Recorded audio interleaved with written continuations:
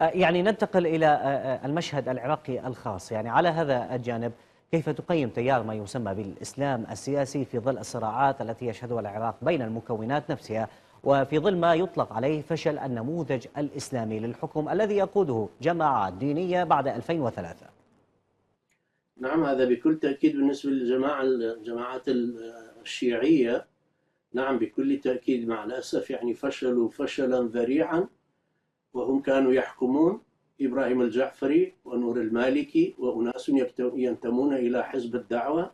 حزب الدعوة حزب فكري، حزب إسلامي، حزب صاحب تضحيات. ومع ذلك الناس أهل السنة في الحلة كانوا يلتجئون إلى العشائر الشيعية العربية خوفا من أن يقتلهم أهل التدين. أليس هذا فشلا؟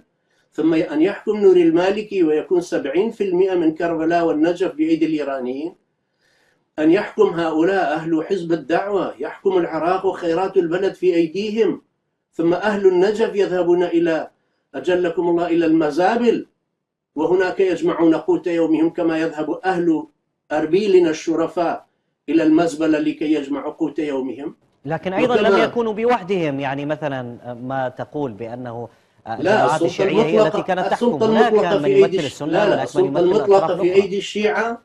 السلطة المطلقة في أيدي الشيعة، وهم الذين أخرجوا كل القوى السنية والجماعات السنية وأصدروا لهم حكم الإعدام والجماعات يعني سواء من الشيخ حارث الضاري رحمه الله إلى طارق الهاشمي إلى العيساوي إلى غيرهم.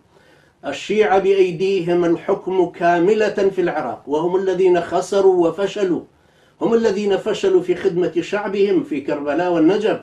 هم كانوا يحكمون تحت ظل بول بريمر، ومع ذلك هم الذين ضربوا المراقد المقدسة عندهم بالمدافع بسبب مقتدى الصدر. فمقتدى الصدر صادق فيما يقول جاءنا الذئاب من وراء الحدود. هذه ذئاب ربتهم إيران لكي يحققوا مصالح إيران.